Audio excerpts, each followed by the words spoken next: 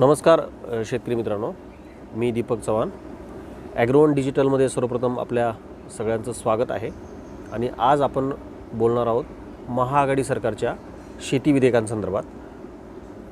आपल्याला माहिती आहे की राज्यामध्ये 3 पक्षांचं सरकार आहे आणि सध्याचे जे तीन शेती विधेयकं आलेली आहेत, तर ह्या तिन्ही शेती विधेयकांसंदर्भात या 3 पक्षांच्या 3 तऱ्हा नेमक्या काय आहेत आणि चौथा जो भाजप राज्यामध्ये विरोधात आहे आणि केंद्रात सत्तेवर आहे, तर भाजपची या संदर्भात आणखीन एक वेगळ्याच काही भूमिका आहेत किंवा ह्या चारही पक्षांच्या वेळोवेळी बदलत जाणाऱ्या भूमिका, कोलांटुड्या आणि शॉर्ट टर्म राजकीय फायद्यासाठी घेतलेल्या परस्पर विसंगत आणि शेतीच्या एकूणच पेच प्रसंगाला ॲड्रेस न करता केवळ अतिशय ज्याला आपण थिल्लरपणा म्हणू शकतो, या पातळीवर जाणाऱ्या सगळ्या त्यांच्या भूमिकांचा आपण वेध किंवा धांडोळा या चर्चेमध्ये घेणार आहोत. आणि खास या चर्चेसाठी ॲग्रोवन डिजिटलचे content chief Ramesh Jadhav sir माझ्यासोबत आहेत आणि त्यांच्याकडनं आपण ही सगळी प्रक्रिया समजून घेणार आहोत. तर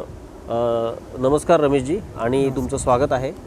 महाराष्ट्र सरकारने आता जे 3 कृषी विधेयकं सादर केली आहेत, तर त्यामध्ये सत्ताधारी तिन्ही पक्षांच्या 3 तऱ्हा दिसत आहे ह्या विधेयकांकडे बघण्याचा किंवा त्याचं इंटरप्रिटेशन करण्याचा.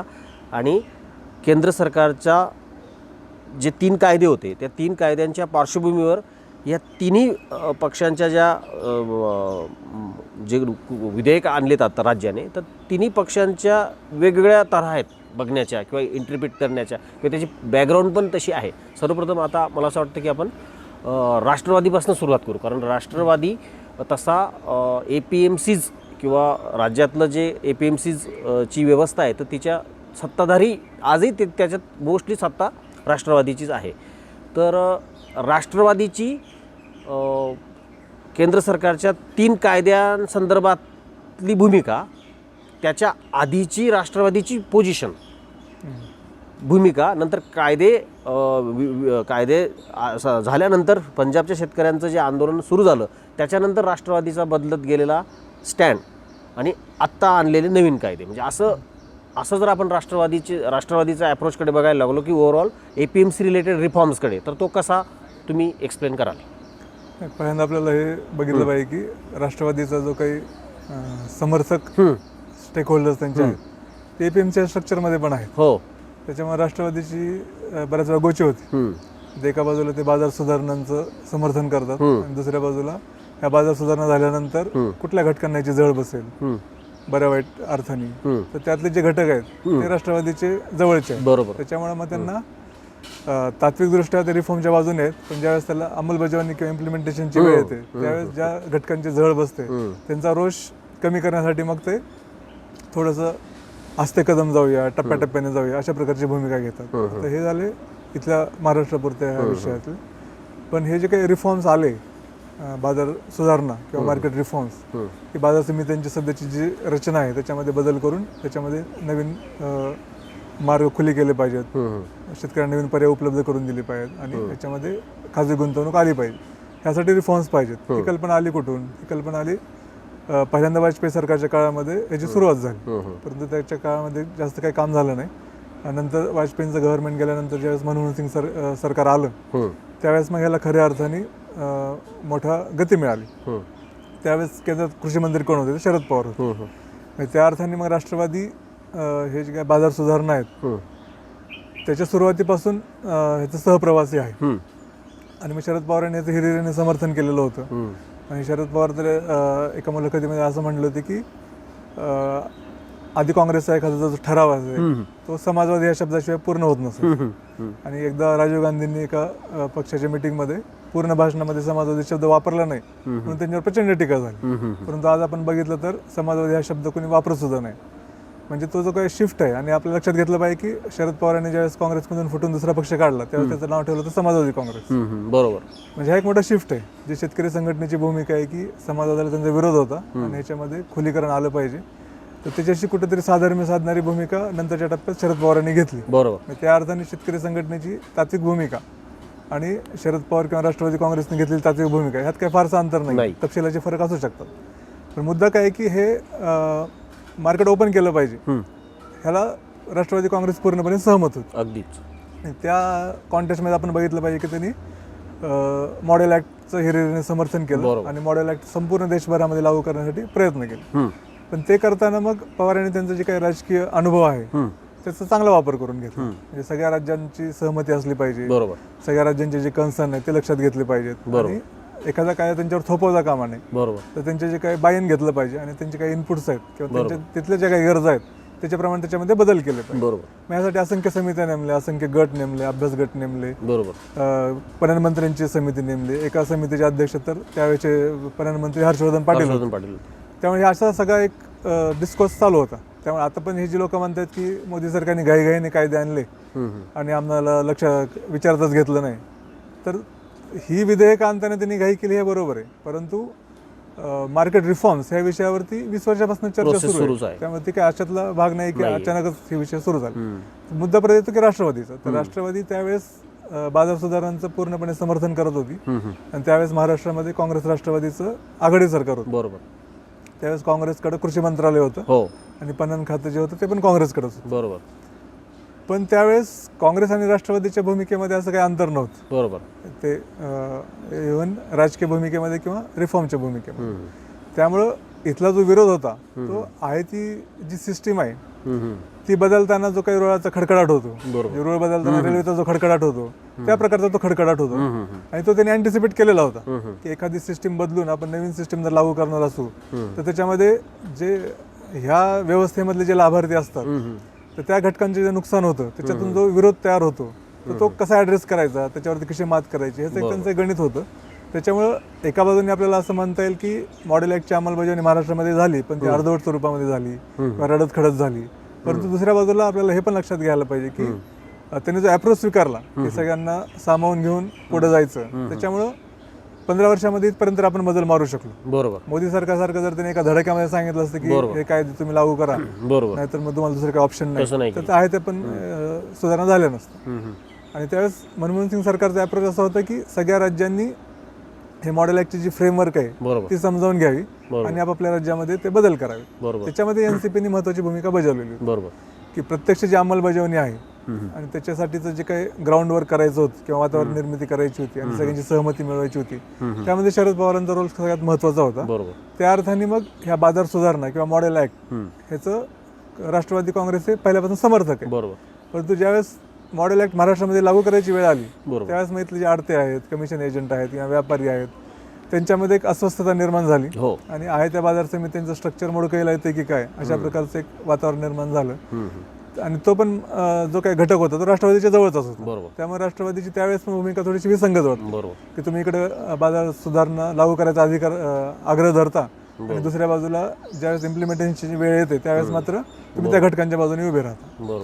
आणि मग हीच जी काही चेन आहे किंवा शृंखला आहे ती आतापर्यंत आपल्याला दिसून येते. आता त्यावेळेस राष्ट्रवादीने बाजार सुधारणांच्या बाजूने भूमिका घेतलेली होती, पण ज्यावेळेस मोदी सरकारने हे कायदे आणले त्यावेळेस राष्ट्रवादीने त्याला अधिकृतपणे विरोध केला. तर तो विरोध हा राजकीय होता. कारण बाजार सुधारणा जरी झाल्या पाहिजेत तरी मोदी सरकारने ज्या पद्धतीने हे कायदे आणले ते रेटून नेले आणि तो जो काही शेतकऱ्यांचा असंतोष होता त्याच्याकडे दुर्लक्ष केलं आणि तो दडपून टाकायचा प्रयत्न केला. तर त्याची जी काही राजकीय प्रतिक्रिया उमटली आणि मोदी सरकारच्या विरोधात जे काही राजकीय वातावरण झालं तर त्याचा फायदा उठवला पाहिजे आणि तो जो काही अवकाश आहे तो सुटू देता कामा नये. या भावनेतून मग भाजप विरोधी राजकारणाचा भाग म्हणून मग मोदी सरकारने आणलेल्या कायद्यांना विरोध करायचा. आणि हे जे काही कायदे होते तर ते खरोखर बाजार सुधारणा पुढे घेऊन जाणारे आहेत की त्यांचे खायचे जात आणि दाखवायचे जात वेगळे आहेत, हा पण एक मुद्दा चर्चेला आला होता. मग त्याच्यामध्ये मग संधी होती की मोदी सरकारला एक्सपोज करण्याची की मोदी सरकारला खरोखरच शेतकऱ्यांचं हित जास्त महत्वाचं आहे की शेतकऱ्यांच्या हिताच्या आडून त्यांना मुठभर कॉर्पोरेटचं भलं करायचंय. तर हा जो काही त्यांना एक्सपोज करण्याचा भाग होता तो राष्ट्रवादींनी करायला पाहिजे होता, पण त्याच्यावेळी त्यांनी सरसकट विरोध करायचा ह्याचे काही पूर्ण भाजप विरोधी राजकारणाचं सूत्र होतं ते त्यांनी अवलंबलं. त्याच्यामध्ये त्यांनी विरोध केला. परंतु विरोध करताना मग बरीच गंमत झाली की त्यांनी सांगितलं की अजित पवारांनी त्यावेळेस स्टेटमेंट दिलं होतं की हे कायदे आम्ही राज्यामध्ये लागू करणार नाही. बाळासाहेब थोरातांनी पण तसंच स्टेटमेंट दिलं. आणि मग नंतर त्यांनी ठरवलं की आपण या कायद्यांना स्थगिती देणार. परंतु एखादा कायदा केंद्र सरकारने केलेला असेल आणि तो चुकीचा आहे असं तुम्हाला वाटत असेल तरी सुद्धा केंद्र सरकारच्या कायद्याला राज्य स्थगिती देता येऊ शकते का, हा एक घटनात्मक विषय निर्माण झाला. बरोबर. आणि ह्याच्यामध्ये गंमत अशी होती की मॉडेल ॲक्ट जेव्हापासून लागू झाला तेव्हापासून जे काही आपण रिफॉर्म्स केले, तर हे जे काही मोदी सरकारने 3 कायदे आणले होते, एक तर नियमनमुक्तीचा होता, म्हणजे बाजार समितीच्या बाहेर खरेदी विक्री करण्याचं स्वातंत्र्य, दुसरा होता कंत्राटी शेतीचा, आणि तिसरा होता इसेन्शियल कमोडिटी ॲक्टमध्ये सुधारणा करणार. बरोबर.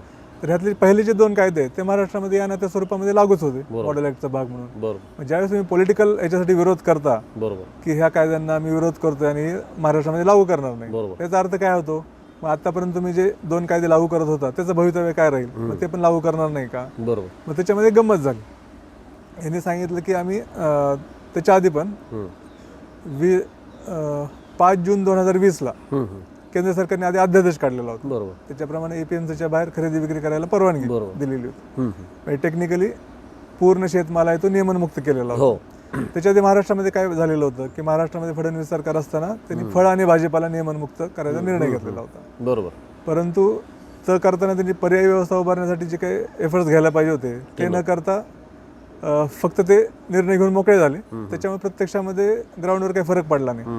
नियमनमुक्ती कागदावरच राहील. आज सुद्धा शेतकरी बाजार समितीमध्ये जाऊनच फळ भाजीपाला विकतात. बरोबर. पण ती नियमनमुक्तीचा जो निर्णय झाला तो एका प्रकारे बाजार सुधारणांचाच भाग होता. पण त्यावेळेस सुद्धा NCPने त्याला विरोध केलेला होता. बरोबर. राष्ट्रवादी काँग्रेसने त्याला विरोध केलेला होता. बरोबर. त्यावेळेस त्यांचे पॉईंट्स व्हॅलिड होते बरोबर. की इथं बाजार समितीच्या बाहेर विकायचं असेल तर मग कुठली व्यवस्था पाहिजे, मग त्यावेळेस शेतकऱ्यांची फसवणूक व्हायची नसेल तर मग कुठलं मेकॅनिझम पाहिजे, ह्या कशाचाही विचार न करता तुम्ही घाईघाईने निर्णय घेऊन टाकला. बरोबर. तर ह्या ग्राउंडवर त्यांनी विरोध केलेला होता. बरोबर. पण मग फळ भाजीपाल्याची नियमनमुक्ती झाली. त्याच्यानंतर ज्यावेळेस महाविकास आघाडी सरकार सत्तेवर आलं त्यावेळेस पणन खातं राष्ट्रवादीकडं, अगदी कृषी खातं काँग्रेसकडे. तर मग ह्या सरकारने काय निर्णय घेतला की आपण फळ भाजीपाला नियमनमुक्त झालेला आहे, इतर पण शेतमाल आहे तो आपण नियमनमुक्त करूया. आणि मग त्या दृष्टीने त्यांचे प्रयत्न सुरू होते. पण दरम्यानच्या काळामध्ये मोदी सरकारने अध्यादेश काढला आणि 5 जून 2020ला त्यांनी तो अध्यादेश काढला. त्याप्रमाणे मग बाजार समितीच्या बाहेर जर शेतमाल खरेदी विक्री केली तर आपल्याला सेस आकारता येणार नाही. त्याआधी महाराष्ट्रामध्ये ही परवानगी होतीच. बाजार समितीच्या बाहेर आपण शेतमाल खरेदी विक्री करू शकतच होतो. परंतु त्यावेळेस जरी खाजगी खरेदीदारांनी शेतकऱ्यांकडनं माल खरेदी केला तरी त्याला बाजार समितीला सेस द्यावा लागेल. पण नवीन कायद्यामध्ये हा सेस काढून टाकला, म्हणजे पूर्णपणे नियमनमुक्त केला. बरोबर. मग आता हा अध्यादेश लागू करा असं केंद्र सरकारने सगळ्या राज्यांना सांगितलं. बरोबर.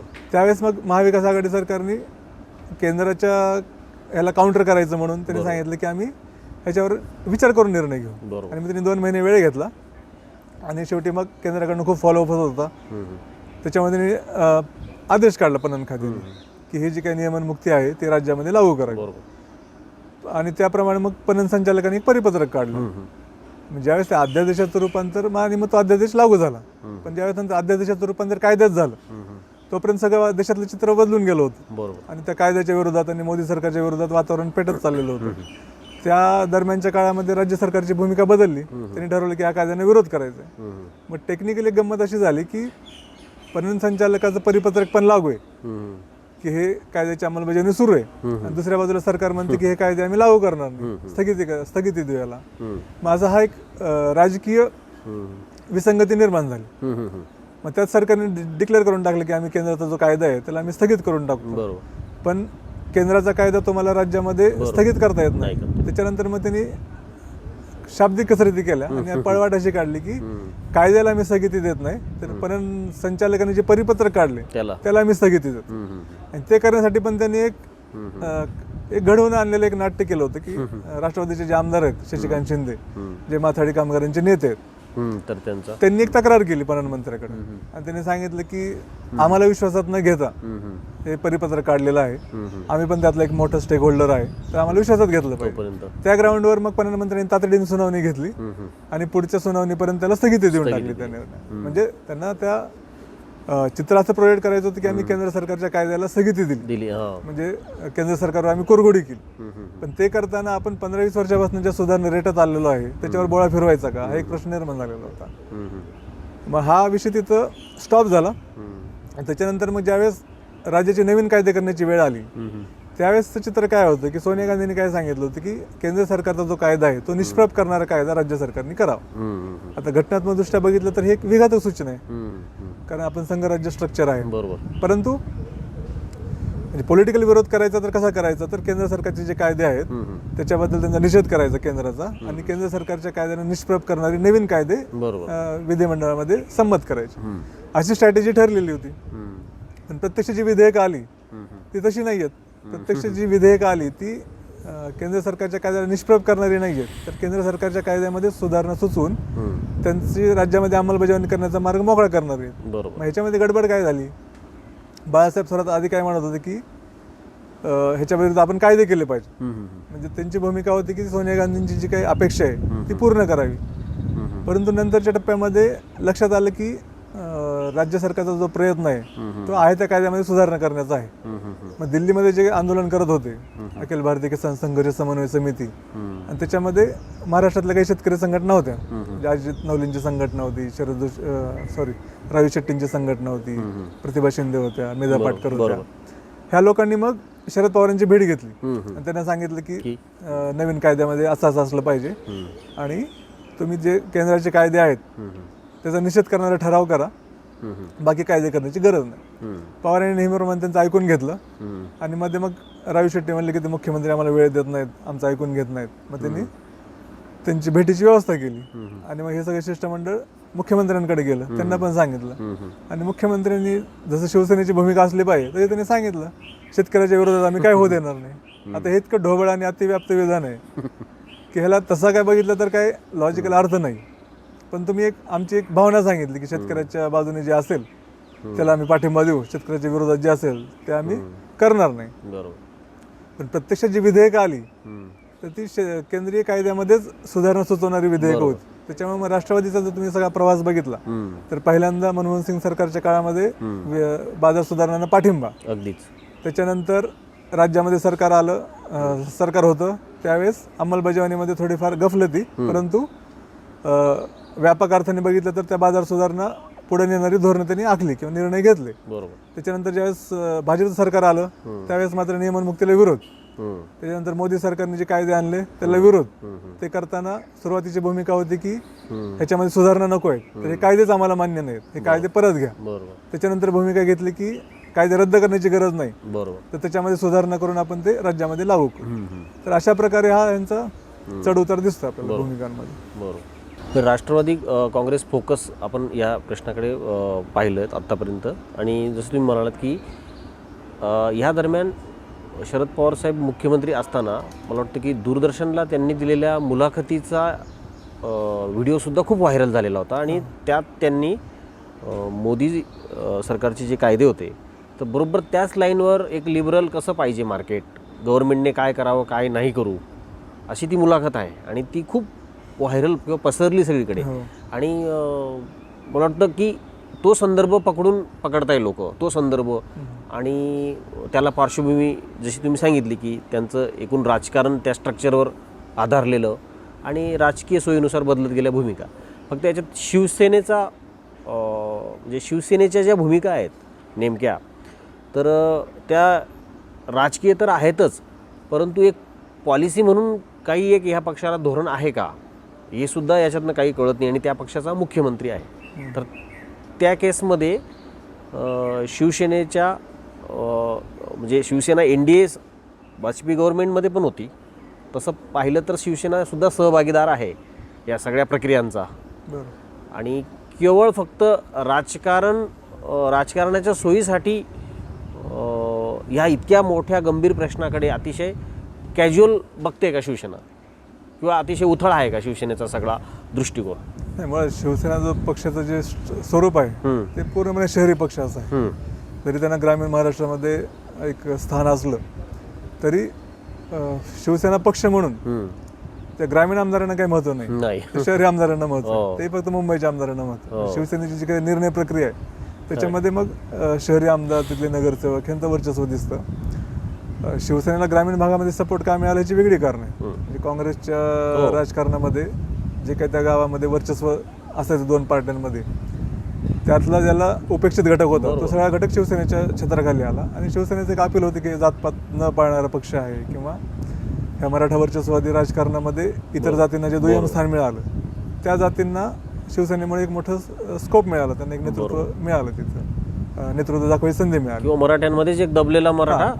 हा एक जसं इतर जातींचा होता तसं मराठ्यांमध्ये हो. जे काही वर्चस्ववादी मराठी होते आणि त्यांच्या विरोधातली जी दुसरी पार्टी होती हो, सामान्य मराठा, पैशाच्या दृष्टीने हो, सत्तेच्या दृष्टीने सत्ता किरकोळ पैसा, होती. हो, ते लोक ती लोक जी आमदार आहेत झाले. ती शिवसेनेकडे आली हो हो आणि त्यांना तिथं स्कोप मिळाला, खूप ते आमदार उदाहरणं बनले. तशी. हो. म्हणजे प्रत्येक गावामध्ये जे मराठ्यांच्या 2 पार्ट्या होत्या त्यातली प्रबळ पार्टी काँग्रेस राष्ट्रवादीकडे आणि त्यातल्या त्यात थोडीशी वीक पार्टी शिवसेनेकडे. शिवसेनेकडं. आणि तरुण मुलं होती ती, हम्म.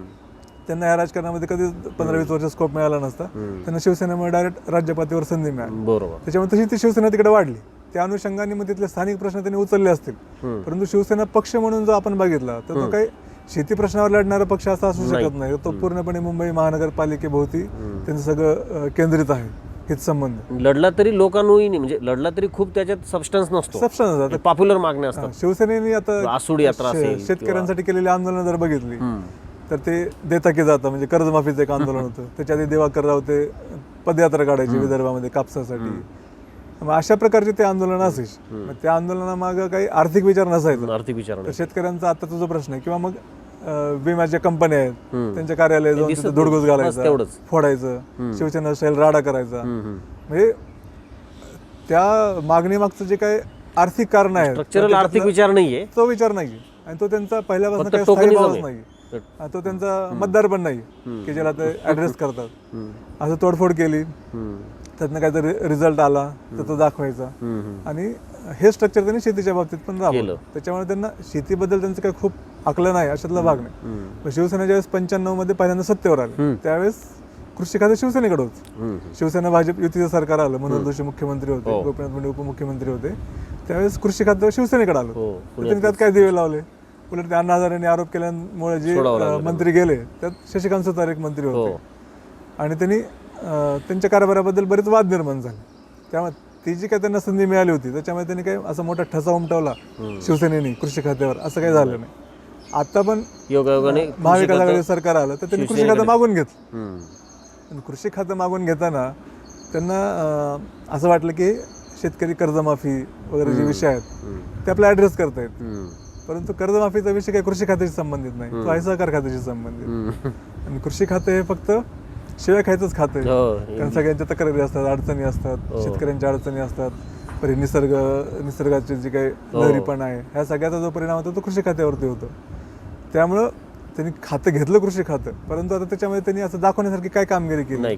ते विकेल ते पिकेल सारखे स्लोगन आणि मंत्री आपल्या बांधावर जाऊन जे काही स्टंटबाजी करतात, आदिवासी शेतकऱ्याच्या घरी जाऊन जेवण करतात, कुठे शेतामध्ये जाऊन नांगरणी करतात, पेरणी करतात, असे स्टंट करतात. स्टंटबाजी हे शिवसेनेचं एक मोठं लोकांशी कम्युनिकेट करण्याचं एक माध्यम आहे, लोकांशी जोडून घेण्याचं. पण एक पॉलिसी लेवलला असा काही इम्पॅक्ट आहे का? नाही, तर नाहीये. कारण ते शिवसेनेचा स्थायी भावच नाही. तो कायद्यात दिसतोय. म्हणजे ह्या विधेयकामध्ये आता हे कायद्यानं तुम्ही ज्या पद्धतीने सामोरे गेला ह्या विषयाला त्याच्यातनं हेच प्रतिबिंब राज्यसभेतला तो काय प्रकार आहे नेमका की नाही. मग ज्यावेळेस विधेयकं मांडली तर त्यावेळेस लोकसभेमध्ये शिवसेनेने पाठिंबा दिलेला होता आणि राज्यसभेत मात्र उलट भूमिका घेतली. तर पाठिंबा का दिलेला होता? कारण तेव्हा सुशांत सिंग राजपूतचं प्रकरण गाजत होतं, आदित्य ठाकरेचं नाव त्याच्यामध्ये गोवण्याचा प्रयत्न चालू होता, अर्णव गोस्वामीचं ते काही सगळं चाललेलं होतं, ती केस चालू होती. आणि ह्या सगळ्या प्रकरणामध्ये मग केंद्रीय सत्तेशी थोडंसं आम्ही जुळून घेतोय असा एक मेसेज द्यायचा. शिवसेनेची कुठल्या पण विधेयकाबद्दलची केंद्रीय विधेयकाबद्दलची भूमिका जर बघितली तर तात्कालिक जे राजकारण आहे त्यातली जी काही समीकरणं आहेत आणि केंद्रीय सत्तेशी त्यांचं जे काही समीकरण आहे ह्याच्या चौकटीमध्येच ते विचार करतात. त्याच्यामुळे मग हे बऱ्याच जास्त विसंगती होती की पाठिंबा दिला, नंतर अनुपस्थितच राहिले, नंतर लोकसभेत एक भूमिका घेतली, राज्यसभेत एक भूमिका घेतली.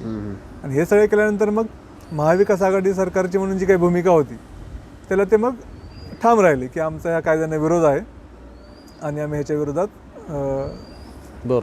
राज्यामध्ये सुद्धा कायदा करू. आता राज्यामध्ये कायदा करायचा म्हटल्यानंतर राष्ट्रवादीची एक भूमिका आहे, काँग्रेसची एक भूमिका आहे आणि शिवसेनेची एक भूमिका आहे. तर ह्याच्यात शिवसेनेची जी भूमिका आहे ती एक व्यापक अर्थाने आम्ही शेतकऱ्यांच्या बरोबरच आहोत, शेतकऱ्यांचं जे हित असेल ते आम्ही पुढे घेऊन जाणार आहोत, अशा प्रकारची भूमिका त्यांची राहिली. पण हा जो मूळ विषय आहे तर हा काँग्रेस आणि राष्ट्रवादीचाच आहे आणि शिवसेना ही पूरक भूमिकेमध्ये आहे.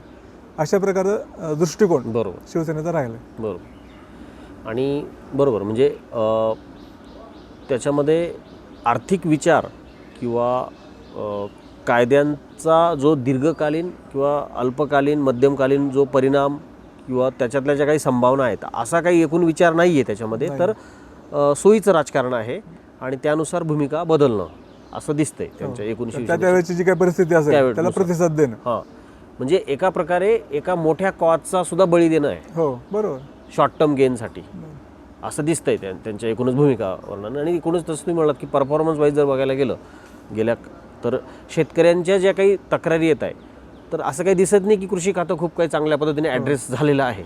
आता उरला प्रश्न काँग्रेसचा. म्हणजे याच्यात काँग्रेस हा एक असा पक्ष आहे की म्हणजे मला असं वाटतं की शेतकऱ्यातले वेगवेगळे प्रवाह आजसुद्धा काँग्रेसलाच जबाबदार मानतात आत्ता ही दुर्दशा व्हायला. एक शेतकरी संघटनातले पारंपरिक सगळे प्रवाह. तर काँग्रेस म्हणजे आपण जर खूप राष्ट्रवादीची जशी एक स्टोरी आहे, खरं म्हणजे राष्ट्रवादीचा आणि काँग्रेसचा आर्थिक विचार तसा एकच आहे, पण काँग्रेसची सुद्धा चाल जसं आपण शिवसेनेला दोष देतो शॉर्ट टर्म गेनसाठी, तसंच काँग्रेसची सुद्धा ह्या विधेयकांकडे ह्या कायद्याकडे बघणारी जी काही दृष्टी आहे किंवा त्यांचे जे निर्णय आहेत, मला वाटतं फारसा काही शिवसेना आणि काँग्रेसमध्ये सुद्धा फरक आहे असं फारसं एक लार्जर दृष्टिकोन जर ठेवला तर तसं मला काही वाटत नाही. शिवसेना आणि काँग्रेसची तुलना नाही करता येणार, कारण शिवसेना हा एक मर्यादित ह्याच्यातला पक्ष आहे आणि महाराष्ट्रापुरता मर्यादित आहे, शहरी भागापुरता मर्यादित आहे. परंतु काँग्रेसची पाळ्यामुळे सगळ्या देशभरात रुजलेली आहे. जरी आता काँग्रेसची अवस्था आता वाईट झालेली असली तरी त्यांचा जो काही आधार आहे तो अजून शाबूत आहे त्या अर्थाने, अस्तित्वाच्या दृष्टीने बघितलं तर. आणि एकंदर शेती प्रश्नांकडे जर आपण बघितलं तर हा एका मोठ्या क्रायसिसचा विषय आहे की ॲग्रिकल्चर क्रायसिस काय आहे, ॲग्रेरियन क्रायसिस काय आहे, त्याचे हे सगळे परिणाम आता आपल्याला दिसत आहेत. शेतकरी आत्महत्या हा आपण सुट्टा विचार करून उपयोग नाही, तर त्या क्रायसिसचा हा एक भाग आहे. पण आता जे काही कायदे आले किंवा बाजार समित्यांची मक्तेदारी निर्माण झाली तर तो हा एका क्रायसिसचा भाग आहे. बरोबर, हा क्रायसिस निर्माण करण्यामध्ये काँग्रेसची एक मोठी भूमिका राहिली असा शेतकरी संघटनांचा आक्षेप आहे. कारण नेहरूंच्या काळापासून जी धोरणं राबवली ती धोरणं काय होतं तर देशामध्ये औद्योगिकरण व्हायला पाहिजे. नेहरूंचा हेतू काय वाईट नव्हता. तर औद्योगिकरण होण्यासाठी मग उद्योगांना प्रोत्साहन दिलं पाहिजे आणि उद्योगांना कच्चा माल आणि मनुष्यबळ स्वस्तात मिळालं पाहिजे. त्यासाठी मग शेतीवरती बंधनं घाला, बरोबर, शेतीचं शोषण करा. तिथलं शेतीचं शोषण केलं तरच उद्योगांना प्रोत्साहन मिळेल. अशा प्रकारचं जी काही रचना त्यावेळेस निर्माण झाली आणि ती काँग्रेसने निर्माण केलेली होती आणि पंडित नेहरूंच्या धोरणाचा तो एक भाग होता. त्याच्यामुळे आपलं औद्योगिकरणाची जी काही प्रगती करायची होती ती काही प्रमाणामध्ये झाली, परंतु शेतीचा बळी देऊन ती झाली हे आपल्याला मान्य करावं लागेल. त्याच्यामुळे मग हा जो क्रायसिस आहे त्याचं जे काही एक प्रकारचं पितृत्व म्हणता येईल ते काँग्रेसकडे जातं. बरोबर. पण आता इतक्या दीर्घकाळ एखादा पक्ष सत्तेवर आहे त्यावेळेस मग त्यांनी त्याच्यामध्ये रिफॉर्म्स करायचा पण प्रयत्न केला, पण ते करताना शेती क्षेत्राचं भलं झालं, शेतकऱ्यांचं मात्र शोषणच झालं. बरोबर, शेतीची उत्पादकता वाढली, हरित क्रांती म्हणजे काय तर आपलं प्रोडक्शन वाढलं, उत्पादकता वाढली आणि आपली डिपेंडन्सी कमी झाली. आपण अन्नधान्याच्या उत्पादनामध्ये स्वयंपूर्ण झालो. पण ही जी काही स्टोरी आहे ती शेतीच्या प्रगतीची स्टोरी. त्याच्यामध्ये शेतकऱ्यांना फायदा झाला का तर नाही, शेतकऱ्यांचं उत्पन्न कमीच होत गेलं.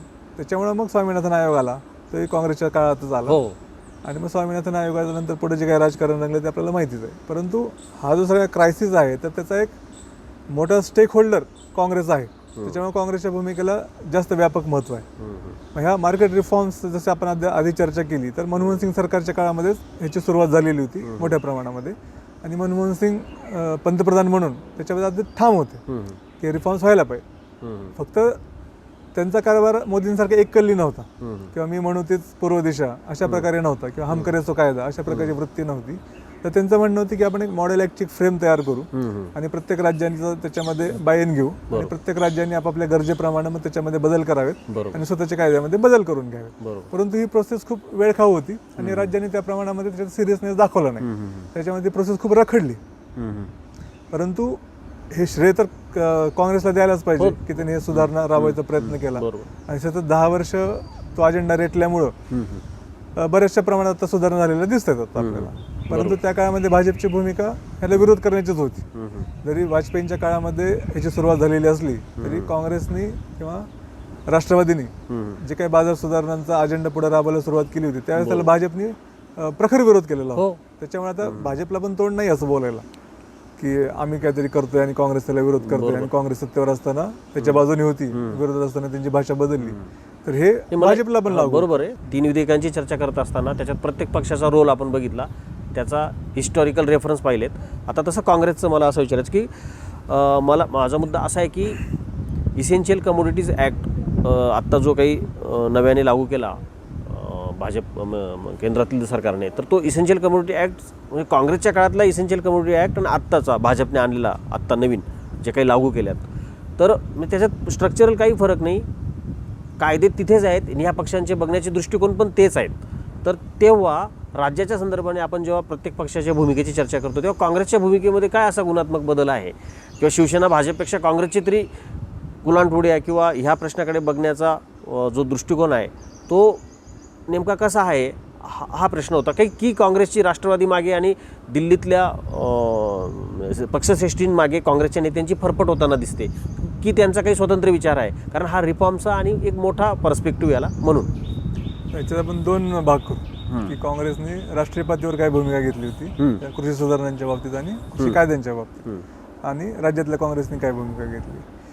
तर आता आपण बघितलं की हे जे कृषी सुधारणांचं जे काही सुरुवात झाली ती मनमोहन सिंग सरकारच्या काळामध्येच मोठ्या प्रमाणात झाली. त्यामुळे त्या अर्थाने काँग्रेस ह्या सुधारणांचे समर्थक आहे किंवा त्यांनीच त्याच्यासाठी पुढाकार घेतलेला हो. आणि आता मात्र ज्यावेळेस ते विरोधात आहे त्यावेळेस ते यांना विरोध करतात हो.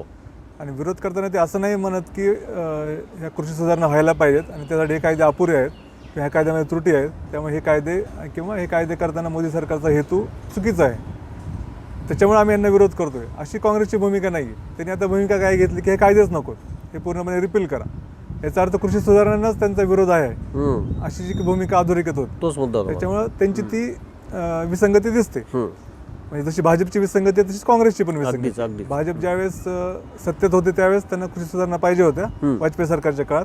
मोदी सरकार आता सत्तेत आहे त्यावेळेस पण त्यांना कृषी सुधारणा पाहिजेत, परंतु त्यावेळेस जे विरोधात होते मनमोहन सिंग सरकारच्या काळात विरोधात होते त्यावेळेस मध्ये त्यांना ठाम विरोध होता. तर तीच भूमिका आता काँग्रेसने पण घेतली. काँग्रेस ज्यावेळेस सत्तेत होती त्यावेळेस सुधारणांच्या बाजूने होती, ज्यावेळेस विरोधात आहे त्यावेळेस सुधारणांच्या विरोधात आहे. म्हणजे तुम्ही सत्ता स्थानावर असल्यावर एक भूमिका घ्यायची आणि विरोधी बाकावर आल्यावरती पूर्णपणे विरुद्ध भूमिका घ्यायची. हा एक आणि पॉलिटिकल पूर्णपणे राजकीय भूमिका आहेत. हा तो पूर्णपणे राजकीय कुरघोडीचा भाग आहे, त्याच्यामध्ये तात्विक मतभेद काही नाहीये. म्हणजे ह्या ॲग्रिरियन कॉस्टशी काही त्याचा काही संबंध नाहीये, म्हणून तोच मुद्दा आहे खरा. किंवा त्याच्यामध्ये त्यांनी असं काही मुद्दे काही काढलेत का नाही, काही गुणात्मक मोठा मुद्दा आहे. कृषी सुधारणा व्हायला पाहिजेत, परंतु मोदी सरकारने ज्या पद्धतीने हे कायदे आणलेत आणि त्या कायद्यांचं जे काही स्वरूप आहे ते आहे त्या स्वरूपामध्ये लागू केलं तर कृषी सुधारणा पुढे जाण्याच्या ऐवजी त्याला खीळ बसेल. त्याच्यामुळे आमचा ह्या कायद्याने विरोध आहे आणि त्याच्यामुळे हे कायदे मागे घ्या आणि नवीन कायदे करा आणि कृषी सुधारणा पुढे जाऊ द्यात. कृषी सुधारणांचा अजेंडा सोडता कामा नये अशी संदिग्ध भूमिका काँग्रेसने घ्यायला पाहिजे, ती त्यांनी घेतली नाही. तर त्यांचे पॉलिटिकल कंपल्शन असते. आता राज्यातल्या काँग्रेसनी केंद्रातल्या काँग्रेसची जी काही केंद्रीय पातळीवरच्या काँग्रेसची जी भूमिका आहे तिची रिओढली, ते स्वाभाविक होते पक्ष म्हणून. पण ते करताना मग सोनिया गांधींनी काय सांगितलं होतं की केंद्राचे जे कायदे निष्प्रभ करणारे कायदे राज्यांनी केले पाहिजेत. बरोबर. आणि मग त्यांनी छत्तीसगडमध्ये सरकार आहे, पंजाबमध्ये सरकार आहे, तर मग तिथं त्यांनी त्या प्रकारची भूमिका घेतली. तर तशी भूमिका इथं घेता येत नाही, कारण इथं काँग्रेस, राष्ट्रवादी आणि शिवसेना असं तिघांचं सरकार आहे आणि राष्ट्रवादी आणि शिवसेनेची भूमिका पूर्णपणे काँग्रेसच्या भूमिकेशी मिळती जुळती नाहीये. त्यांच्या वेगळ्या प्रायोरिटीज आहेत. त्याच्यामुळे मग त्यांनी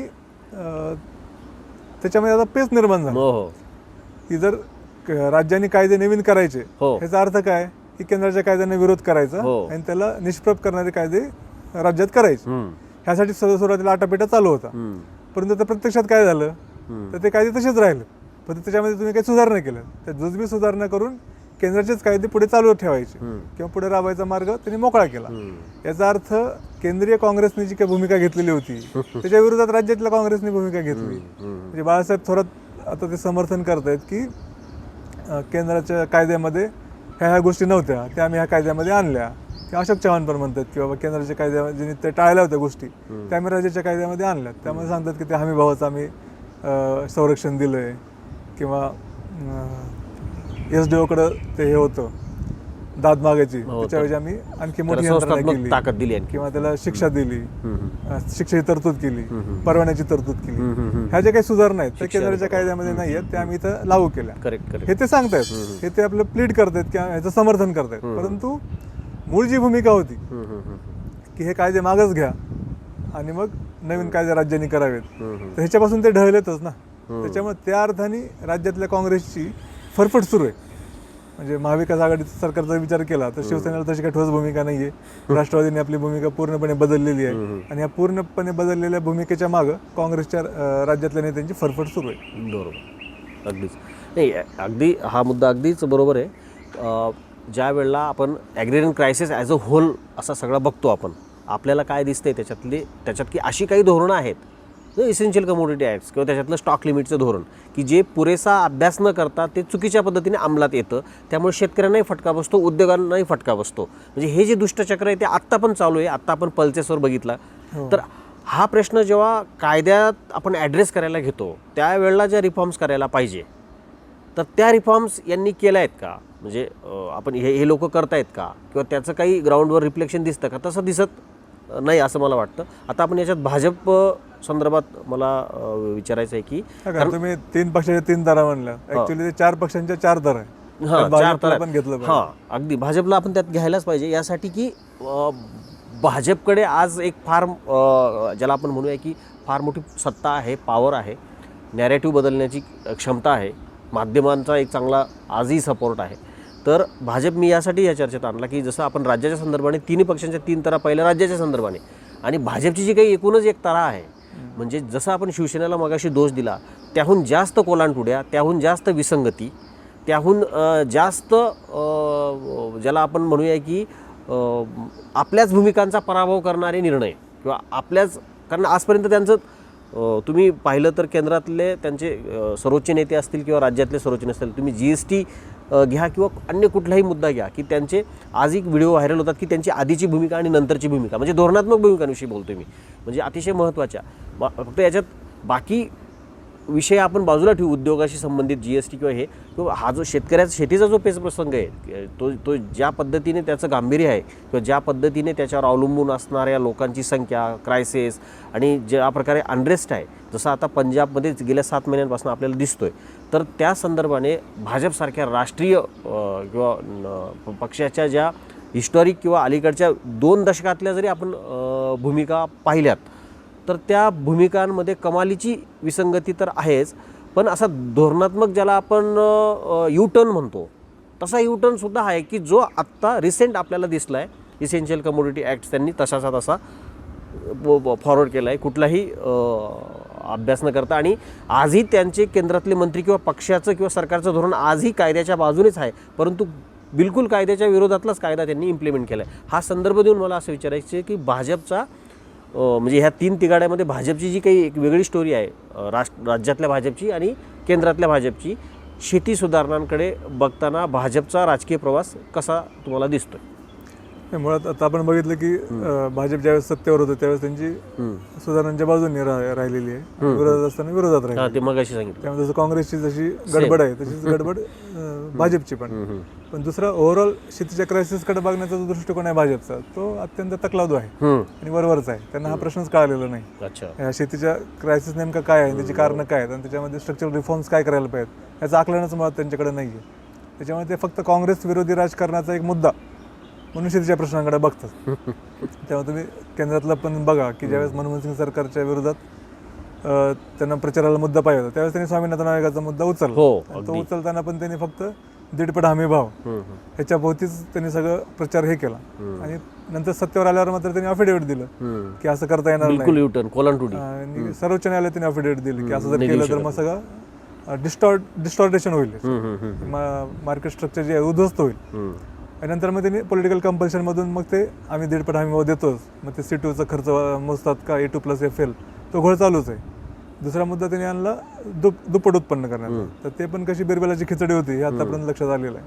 ओव्हरऑल शेतीच्या सगळ्या प्रश्नांकडे बघण्याचा त्यांचा दृष्टिकोन अगदी वरवरचा आहे, तकलादू आहे आणि मुळात त्यांना हे मान्यच नाही आहे की इथल्या शेतीकडच्या प्रश्नाकडे लक्ष दिलं नाही तर काय मोठा क्रायसिस होऊ शकतो. त्यांना असं वाटतं की जगामध्ये सगळीकडे खूप काही पिकतं, त्याच्यामुळे समजा इथे काही तुटवडा पडला तर आपण आयात करू शकतो. त्यांचे प्रवक्ते तसंच म्हणतात आणि त्यांचे प्रवक्ते असे म्हणतात आणि त्यांचे इथले मंत्री होते जे महत्वाचे ते पण असेच म्हणत होते. त्यांचं म्हणणं की इतकी मोठी लोकसंख्या शेतीवर अवलंबून आहे, त्यांना जगवायचं हा एकमेव प्रश्न आता आहे शेती पुढचा, त्यांना कसं जगवायचं. बाकी शेती म्हणून जे काय हे आहे क्षेत्र आहे त्यात काही प्रॉब्लेम नाही. आपल्याकडे भरपूर पिकतं आणि ते जर कमी पडलं तर आपण परदेशातून आयात करू शकतो. त्याच्यामुळे अन्न सुरक्षेचा प्रश्न नाही.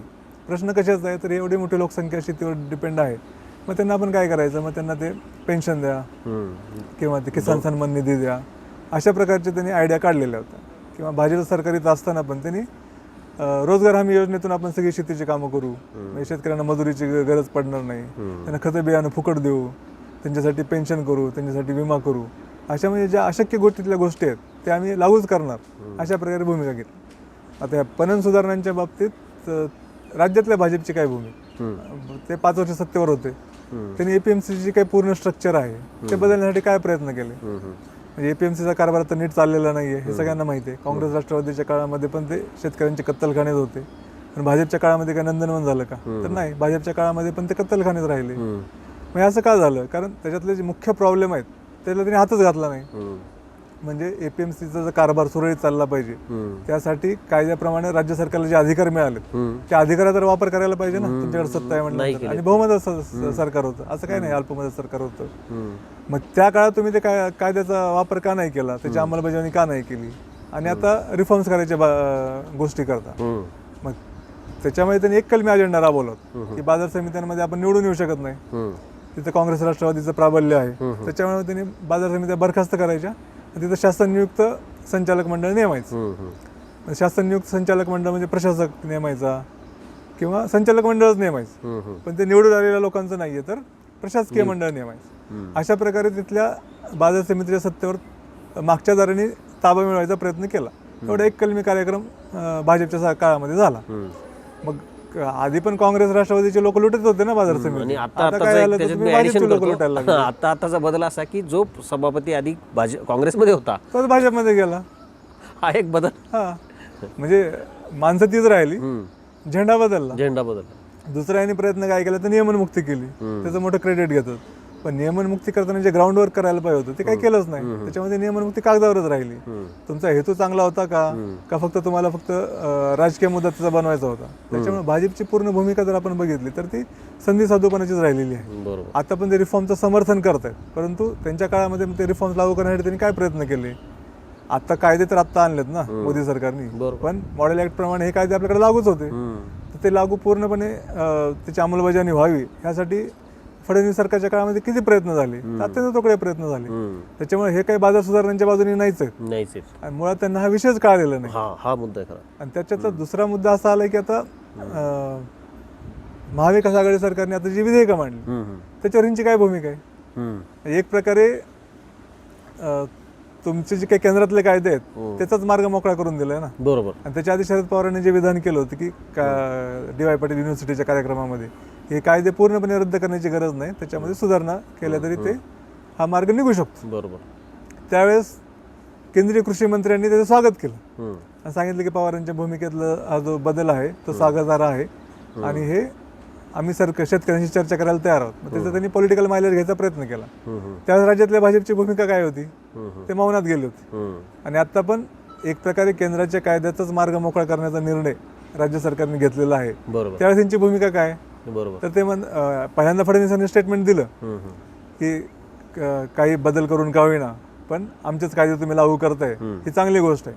आता त्यांची भूमिका काय पक्षाची की आता ह्यांनी जे कायदे आता विधेयकं मांडलीत ते मांडताना भाजपच्या कायद्यांबद्दल म्हणजे केंद्राच्या कायद्याबद्दल ही चुकीची माहिती पसरवत आहेत लोकांमध्ये, त्याला आपण काउंटर करायला पाहिजे. त्यासाठी त्यांनी प्रशिक्षण शिबिर घेतलं. आता ते गावोगावी जाऊन लोकांमध्ये जाऊन सांगणार आहेत की केंद्राचे कायदे कसे चांगले आहेत आणि काँग्रेस राष्ट्रवादी आणि शिवसेनेचं जे सरकार आहे ते कसं खोटं बोलते. आता अशी ते लाईन त्यांनी घेतली. याचा अर्थ काय, तुम्ही फक्त पॉलिटिकल काउंटर करण्याच्या मागे राहिलेला आहात. त्याच्यामध्ये शेती सुधारणांचा जो व्यापक मुद्दा आहे किंवा ॲग्रिकल्चर क्रायसिसचा जो व्यापक मुद्दा आहे त्याच्याशी भाजपला पण काही देणं घेणं नाही आहे, हे त्याच्यातून सिद्ध होतं. आणि हे झालं राज्यातलं. हां, आता राज्यातल्या तुम्ही बरोबर सांगितलं की राज्यातल्या भाजपचा या संदर्भातला राजकीय आणि एक आर्थिक विचार म्हणून कसा प्रवास झालेला आहे. आता केंद्रातलं किंवा भाजप 2014 ते 2019पर्यंत शेती सुधारणांबद्दल काय केलं असं म्हणजे सूक्ष्म दर्शक बघायला लागेल की नेमकं काय केलं. काही दिसत नाही तुम्हाला, असं सिग्निफिकंट काही दिसत नाही आहे असं मोठं. एकदम 20मध्ये पॅन्डेमिकच्या पार्श्वभूमीवर कायदे आलेत. प्रश्न असा आहे की कायदे केल्यानंतर दुसऱ्याच महिन्यात जी एक मालिका सुरू झाली, एक म्हणजे कांद्यावरची निर्यात बंदी. या सरकारचं निर्यात संदर्भातलं एक स्वतंत्र धोरण आहे आणि त्याच्यात अशा प्रकारचे डिस्रप्शन असू नयेत, अशा प्रकारचं निर्याती बंद करू नयेत असे स्पष्ट त्या धोरणामध्ये उल्लेख आहेत. त्या या आधीचं एक धोरण आहे, फक्त ते धोरण म्हणून आलेलं आहे, पुढं काही झालेलं नाही आहे. तर माझा मुद्दा असा होता की गेल्या वर्षभरातला केंद्रातल्या सत्ताधारी भाजप प्रणित केंद्र सरकारचा जर आपण प्रवास बघितला तर पहिल्या टप्प्यात त्यांनी कांद्यावरची निर्यात बंदी केली, कांदा आयाती केल्या. त्याच्यानंतर मागच्याच वर्षी मोझॅम्बिकमध्ये तो जो 2.5 लाख टन प्रतिवर्ष आयातीच्या जो काही दोन पक्षांमधला उभय पक्षांमधला करार आहे त्याला मुदतवाढ दिली. बटाटा TRQ कोट्यामधनं मुक्त केला, त्याला बटाटा आयात भूतानकडनं सुद्धा आयात अशी खुली केली आणि म्हणजे त्यानंतर ड्युटीजसुद्धा कमी केल्या व्हेज ऑइल्सवरच्या. आणि आत्ता अलीकडच्या काळात तर म्हणजे पूर्णपणे युटर्न आहे की आता इसेन्शियल कमोडिटी ॲक्ट जो आधीचा होता तो तसाचा तसा त्यांनी आता इम्प्लिमेंट करायला घेतला आहेत. मलावी म्यानमारकडनं परत आता इम्पोर्ट कोट्यांसंदर्भात करार केलेले आहेत. आणि म्हणजे हे जे काही सगळं म्हणजे त्यांच्या हातात जेवढं काही इन्स्ट्रुमेंट होते देशांतर्गत बाजार डिस्टर्ब करण्यासंदर्भातला ते सगळे मेजर्स केलेत. मग प्रश्न असा उरतो की रिफॉर्म्स म्हणजे यांना साध्य काय करायचं आहे. तुम्ही कुठल्या तोंडाने सांगता की आम्ही सुधारणा करू? हो, कारण तुम्ही 2014 ते 19 काळ बघितला तर सगळे निर्णय जे ते शेतकरी विरोधी होते. आपल्याला सिद्ध करता येते, त्यासाठी आपण एक वेगळा कार्यक्रम करू. पण नंतर पण सरकार आलं आणि ज्यावेळेस तुम्ही म्हणता की आम्ही रिफॉर्म्स लागू करतोय, अध्यादेश आणलेत, तुम्ही ते सांगितलं की कांदा निर्यात बंदी केली, परत आयाती खुल्या केल्या, स्टॉक लिमिट लावलं, इसेन्शियल कमोडिटी ॲक्ट निष्प्रभच केला. म्हणजे जे हे कायदे येण्याच्या आधी शेतकऱ्यांची जी परवड होती ते कायदे आल्यानंतर पण सुरूच आहे ना. तुम्ही टेक्निकली म्हणू शकता की आता सर्वोच्च न्यायालयाने स्थगिती दिली, पण तुमची भूमिका काय? हे कायदे लागू करायची अशी भूमिका आहे ना. मग त्याला पूरक तुमचे निर्णय असायला पाहिजेत. पण तुम्ही एका बाजूला शेतकऱ्यांच्या हिताची भाषा बोलताय, शेतकऱ्याला पारतंत्र्याच्या बेडीतून आम्ही मुक्तता करतोय, शेतकऱ्याला स्वातंत्र्य देतोय, मग हे रिफॉर्म्स आहेत अशी भाषा करताय. आणि दुसऱ्या बाजूला जे निर्णय घेताय ते सगळे शेतकरी विरोधी आहेत आणि दोन्ही तुम्ही एकाच वेळेस जस्टिफाय करताय. तर हे कसं काय शक्य आहे? तर मुळात ह्या सरकारचा जो हेतू आहे तो शेतकऱ्यांचं हे ते फक्त दाखवायसाठी, त्यांना त्या मुठभर कॉर्पोरेट्सचं भलं करायचं असं जे परसेप्शन तयार झालंय त्याला बळकटी देणारच हे निर्णय आहेत ना. अगदीच. आता आपण स्टॉक लिमिटचं उदाहरण घेऊ. स्टॉक लिमिट काय आहे? हे कशासाठी आलं होतं स्टॉक लिमिट? तर ज्यावेळेस आपल्याकडं टंचाईचा काळ होता, जेव्हा आपलं प्रोडक्शनच कमी होतं 60 वर्षापूर्वी, बरोबर, त्यावेळेस मग हे स्टॉक लिमिटचं टूल आपण आणलेलं होतं की त्यावेळेस ज्या टंचाई आहे त्यावेळेस खाजगी लोकांनी त्याचा काळा बाजार करू नये आणि कृत्रिम साठेबाजी करू नये. बरोबर. म्हणून मग किती स्टॉक ठेवायचा याच्यावर एक लिमिट ठेवायचं. बरोबर. समजा एवढ्या स्टॉकच्या पुढे जर तुमच्याकडे माल असेल तर तुम्हाला बाजारामध्ये तो डिस्पोज करावा लागेल. त्याच्यामुळे मग बाजारामध्ये पुरवठा वाढेल आणि किमती कमी राहतील किंवा नियंत्रणात राहतील. हे त्याच्यामागचं सूत्र होतं. पण हे कधीच सूत्र असतं? हे टंचाईच्या काळात सूत्र असतं. पण ज्यावेळेस एक्सेस होतं, सरप्लस होतं, त्यावेळेस पण तुम्ही हे सूत्र लावत असाल तर मात्र गडबड होते ना. म्हणजे तुमचा ह्याच्यातला हेतू काय की बाजारामध्ये भाववाढ थोडी सुद्धा व्हायला नको, तात्कालिक जे भाववाढीचं जे काही हे आहे त्याला सामोरं जायला नको आणि शहरी ग्राहकांचा जो रोष आहे तो पत्करायला नको, म्हणून तुम्ही हे टूल वापरता. बरं, आता ताजा जो निर्णय आहे स्टॉक लिमिटचा, तर आधी सरकारने कडधान्यांची आयात मोकळी करून टाकली. परत जे मोझंबिक आणि बाकीच्या देशांमधले जे काही करार होते 5 वर्षाचे त्याला आणखी 5 वर्षाची मुदतवाढ दिली. म्हणजे तुम्ही लातूरमधल्या शेतकऱ्याला काही हमी नाही की त्याचा माल सरकार घेणार आहे की नाही, परंतु मोझंबिकामधल्या शेतकऱ्याला मात्र अजून 5 वर्षाची हमी आहे की भारत सरकार त्यांच्याकडनं त्यांनी जे पिकवेल तेवढं कडधान्य विकत घेणार. हा इथल्या शेतकऱ्यांच्या फायद्याचा निर्णय आहे का तोट्याचा निर्णय आहे? तर तोट्याचा निर्णय आहे. परंतु तो निर्णय तुम्ही घेतला, आयाती खुल्या केल्या, या सरकारबरोबरचा करार पण वाढवला आणि त्याच्यामुळं कडधान्याचे रेट ऑलरेडी MSPच्या खाली आले. MSPच्या खाली जर रेट आले तर तुम्ही स्टॉक लिमिट कशी काय लावता? म्हणजे हा मूर्खपणा आहे ना. इन्फॉर्म निर्णय नाही, पूर्णपणे गणलेला निर्णय, चुकलेला निर्णय. इन्फॉर्म निर्णयच आहे हा. अच्छा. पण तुम्हाला तुमचा हेतू शेतकऱ्यांचं भलं करण्याचा नाही आहे ना. अच्छा. तुमचा हेतू काय की बाजारामध्ये उपलब्धता वाढावी आणि रेट कमी व्हावेत. म्हणजे महागाईचं जे काही बागोलबाव तुम्ही दाखवताय तर हे कडधान्याचे रेट कमी व्हावेत. मग MSPच्या खाली गेले तरी चालतील, शेतकऱ्याचं नुकसान झालं तरी चालेल, पण इथे भाव वाढ दिसता कामा नाही. म्हणजे हा हेतू जर तुमचा असेल तर तुमच्या सुधारणांना काय अर्थ होतो? काही चालतं नाही. म्हणजे अगदीच म्हणजे हा तर खूपच तात्कालिक आणि मला असं वाटतं की तात्पुरतं प्रेशर मॅनेजमेंट किंवा तात्पुरतं जे काही इश्यूज, इन्फ्लेशनच्या इश्यूज, म्हणजे त्यांचं इतकं मोठं धोरण फक्त तात्पुरत्या काही तथाकथित जे काही इन्फ्लेशनचे इश्यूज उपस्थित केले जातात त्यांच्यासाठी त्यांनी ते बदललेले दिसतात. त्यासाठी स्टेकला लावलं त्यांनी. स्टेकला लावलं हा आणखी चांगला शब्द आहे की तात्पुरत्या गेनसाठी, कारण आता त्यांच्याकडे पेट्रोलचे भाव वाढले, व्हेज म्हणजे खाद्यतेलाचे भाव वाढलेले, त्याच्यामुळे त्यांना रोषाला सामोरं जावं लागतं. आणि पॅन्डेमिकची पण एक हँडलिंग संदर्भातली टीका त्यांच्यावर होतच होती. आणि त्यांना वाटलं की परत आता डाळींचा हा जर मुद्दा आला तर काय, म्हणून ते पुढे, कारण दिवाळीची भीती दाखवली सगळ्यांनी. आता सगळ्यांनी दसरा ते दिवाळीमध्ये तुटवडा येऊ शकतो, कारण तूर ही नोव्हेंबरमध्ये बाजारात येते. आणि निव्वळ तशा प्रकारची टीका, कारण जसा कांदा संदर्भात सेन्सिटिव्ह आहे तशी तूर पण सेन्सिटिव्ह, बरोबर. तर तूर पण वाढली तर देशभरात ती चर्चा व्हायला सुरू होते. नाही, इतर क्षेत्रातला अपयश झाकण्यासाठी आणि कोरोनाचं याचा जे बळी तुम्ही दिला. हाताळणी केली त्याच्यातलं जे काही रोष आहे लोकांचा तो कमी करण्यासाठी म्हणून तुम्ही शेतकऱ्यांचा बळी देताय. म्हणजे तुमच्या चर्चेतनं, म्हणजे कालच्या आणि आजच्या ह्या पूर्ण चर्चेतनं मला एक आणखीन एक म्हणजे एक इन्साईट अशी मिळते आहे की इतक्या मोठ्या सिरियस प्रश्नासंदर्भामध्ये सगळ्या राजकीय पक्षांची जी हाताळणी किंवा बघण्याचा जो दृष्टिकोन आहे तर तो फक्त राजकीय आहे, फक्त राजकीय आणि कॅज्युअल आहे, कॅज्युअल आहे. आणि फक्त राजकीय कुरघोडीपुरता आहे. हां, आणि त्याचे जे दीर्घकालीन आणि अल्पकालीन जे वाईट परिणाम होतात त्याच्यावर अजिबात फिकीर नाही. हां, त्याची फिकिरीनी आणि त्याची ती जबाबदारी पण घ्यायला बरं. तयार नाहीत. त्यामुळे शेतकऱ्यांनी यांच्या हवाली किंवा यांच्यावर विसंबून राहणं किंवा राजकीय पक्षांकडनं काहीतरी चांगलं होईल असं तरी आत्ताच्या एन्व्हायरमेंटमध्ये अजिबात दिसत नाही. नाही, मग शेतकऱ्यांची अपेक्षाच नाही ना. आता इतकं कायद्यांचा विषय आपल्याला वाटतोय, अपेक्षा नाही, हे खरं आहे. प्रत्यक्ष सर्वसामान्य शेतकऱ्यामध्ये जी काही प्रतिक्रिया आहे हो. का, तर नाही. केंद्राचे कायदे आले म्हणजे महाराष्ट्रापुरता विचार केला तर पंजाब, हरियाणा आणि पश्चिम उत्तर प्रदेशमध्ये त्याच्याबद्दल रोष आहे. पण महाराष्ट्रातल्या तुम्ही खेड्यापाड्यामध्ये जाऊन बघा, पण असं त्यांना वाटतंय का? केंद्राचे कायदे काय आणि राज्यांनी कायदे केले काय, त्यांना काहीच फरक पडत नाही असं वाटतं. म्हणजे हाच मुद्दा मी आणखीन एक वेगळ्या भाषेत, की समजा राजकीय पक्षांच्या विश्वासार्हतेचा जर आपण काही इंडेक्स तयार केला, मला असं वाटतं आत्ता तो खूप नीच्या अंकावर गेलेला आहे. म्हणजे विश्वासार्हता म्हणजे कुठल्याही राजकीय पक्षाविषयी ना त्याच्या धोरणाविषयी लोकांना विश्वासार्हता आहे. म्हणजे सोशल मीडियात तर प्रत्येक कमेंटला हसण्याचं, असं काही कोणताही राजकीय पक्ष बोलो शेतकऱ्यासंदर्भातला तर लोक त्याची खिल्ली उडवतात, शेतकरी त्याची खिल्ली उडवते आणि त्याला कोणाही विषयी विश्वास वाटत नाही. पण हे एका प्रकारे पण तसं एका धोकादायक पण प्रकारे आहे. मतदारांचं पण अपयश आहे ना, हा, मतदारांचं की मतदारांच्या पुढे जे विषय महत्त्वाचे वाटतात त्याच्यावरतीच राजकीय पक्ष भूमिका घेतात. तर शेतीचा प्रश्न हा निवडणुकीचा मुद्दाच होऊ शकणार नाही, तर मग राजकीय पक्ष त्याला महत्त्व कसं देतील?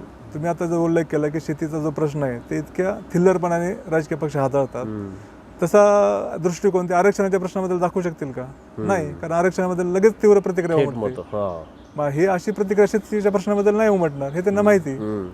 मग ज्या प्रश्नावर काही भूमिका घेतली तर आपल्याला मतपेढीमध्ये फरक पडतोय किंवा त्या निवडणुकीच्या राजकारणामध्ये फटका बसेल अशी भीती असेल तर त्याच प्रश्नावरती राजकीय पक्ष काहीतरी ठोस भूमिका घेतील ना, नाहीतर मी असंच चालू राहील. बरोबर. म्हणजे इतका राजकीय पक्षांचा दोष आहे त्याच्यापेक्षा जास्त दोष हा शेतकऱ्यांच्या मतदार म्हणून आहे. बरोबर. म्हणजे बरोबर बोललात तुम्ही की मतदान इलेक्शन येतात तेव्हा ती जी काही वर्गीय जाणीव पाहिजे माझ्या प्रश्नासंदर्भातली मला, आणि प्रश्न विचारण्याची जी एक पद्धत हवी किंवा राजकीय पक्षांना जबाबदार धरण्याचा जो काही मुद्दा आहे या ॲग्रेरियन क्रायसिसला तो घडत नाही, तर त्यावेळेला मतदान देताना वेगळे प्रश्न किंवा वेगळे मुद्दे चर्चेत येतात. आणि त्यामुळे हे जो तिढा आहे हा कंटिन्यू आहे पुढच्या पेजवर असं दिसतंय सगळं. तर मित्रांनो, गेले तासभर आपण रमेश जाधव सरांशी शेती कायद्यांसंदर्भात बोललो. त्यात राजकीय पक्षांच्या कशा भूमिका बदलत गेल्यात आणि त्याचे शेतीवर कसे वाईट परिणाम होतात या संदर्भात त्यांनी खूप चांगली मांडणी केली. म्हणजे राजकीय परिप्रेक्षातनं हा विषय समजून घेताना राजकीय पक्षांच्या भूमिका त्यांच्या स्वतःच्या म्हणून राजकीय फायद्याच्या असतात, शेतीशी त्याचा किंवा शेतकऱ्यांच्या कॉजसाठी किंवा शेतीशी त्याचा फार काही तसा थेट संबंध नसतो. तर सगळं मतपेटीचं राजकारण याच्यात केलं जातं असं आपल्याला तुमच्या चर्चेतनं दिसलेलं आहे. आणि गेली तासभर तुम्ही हा प्रश्न एक डिकोड करून आम्हाला सांगितला, त्याबद्दल मी तुमचं आभार मानतो. आणि पुन्हा आपण ज्या ज्या वेळेला अशा प्रकारचे धोरणात्मक निर्णय होतील त्यावेळेला राजकीय पक्षांच्या भूमिका आपण तपासून पाहणार आहोत.